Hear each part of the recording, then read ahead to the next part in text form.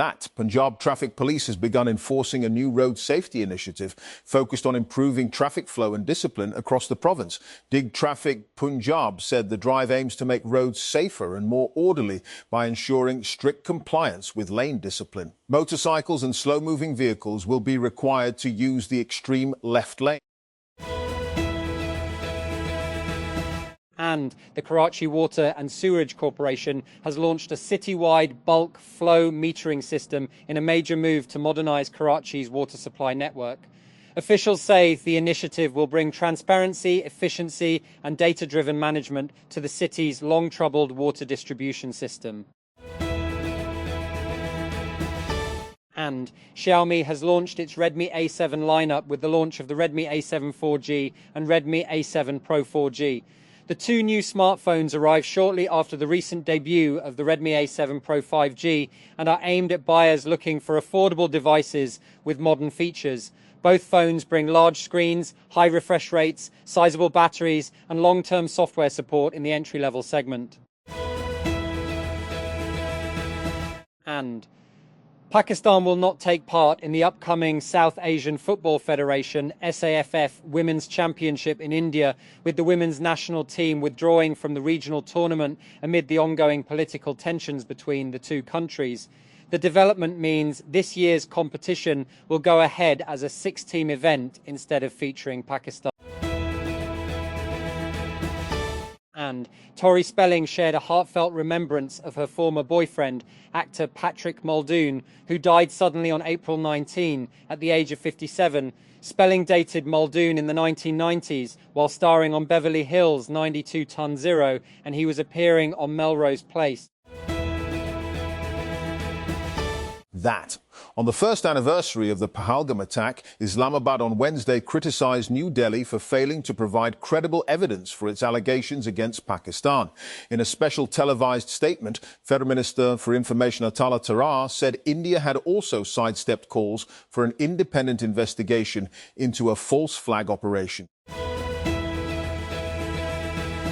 And King Charles's office released a delightful statement after the former working royal of the firm reached out. On April 22nd, the official page of the royal family wrapped up the 100th birthday celebrations of Queen Elizabeth II with a new update. And Aubrey Plaza is currently moving forward with her relationship with Christopher Abbott, with whom she is expecting a baby. But years ago, the actress nearly tied the knot with her then boyfriend. Michael Cera, the Parks and Recreation alum, made the confession during her recent appearance on the Smartless podcast hosted by Jason Bateman, Will Arnett and Sean Hayes. The former two hosts starred with Cera in the comedy series Arrested Development.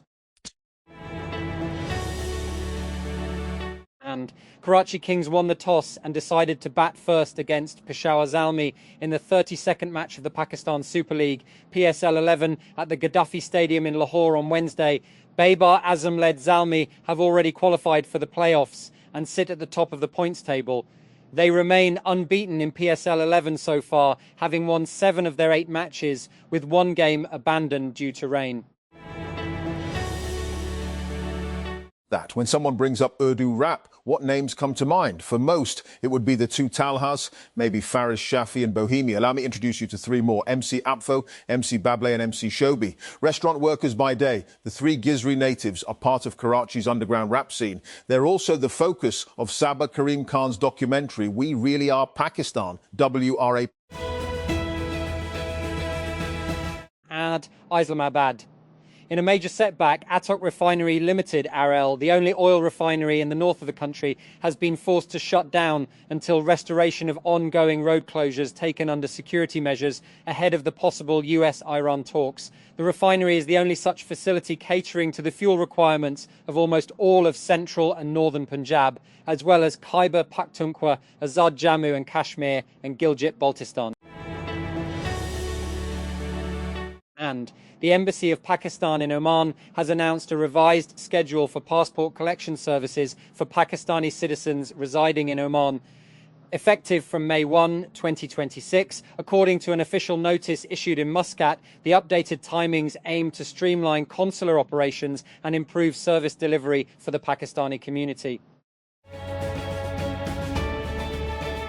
And Fly Jinnah has announced the launch of multiple daily flights on a new domestic route, effective May 1. The airline will operate 4 daily flights between Islamabad and Lahore, and with 2 departures scheduled from each city. From Islamabad, flight 9P734 will depart at 7:10 a.m.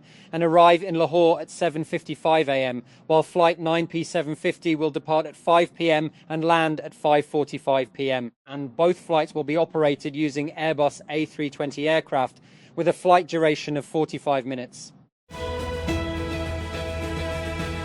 And Huawei has introduced the MateBook 14 Harmony OS Edition, a new laptop that appears aimed at younger buyers through a lighter design, bold color choices, and ecosystem-focused software features. The new model combines a slim chassis, OLED high refresh rate display, and Huawei's in-house Kirin processor.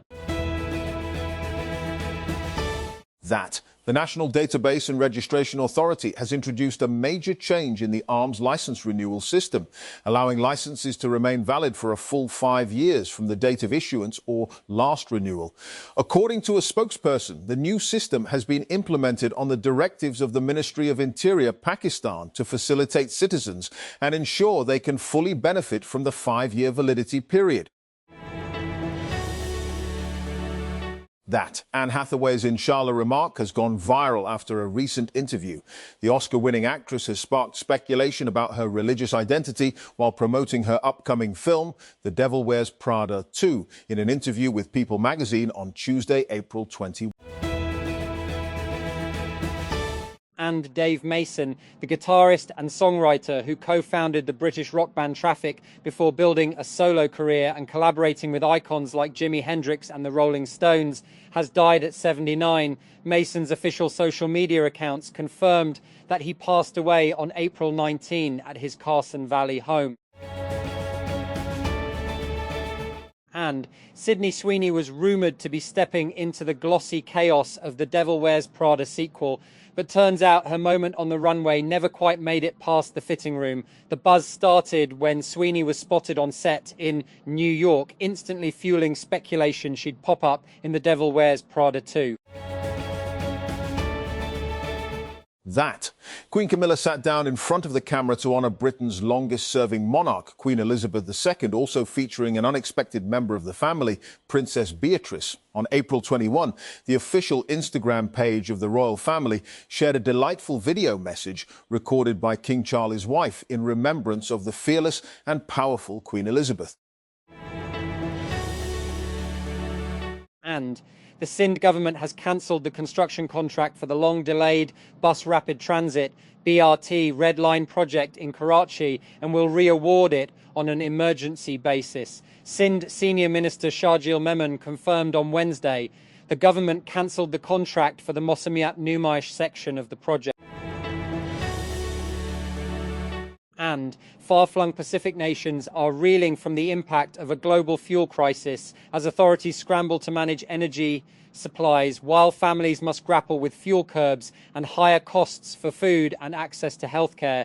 Global oil supplies are running down as the US-Israeli war with Iran disrupts traffic through the Strait of Hormuz, which typically carries about 20% of the world's oil and liquefied natural gas flows.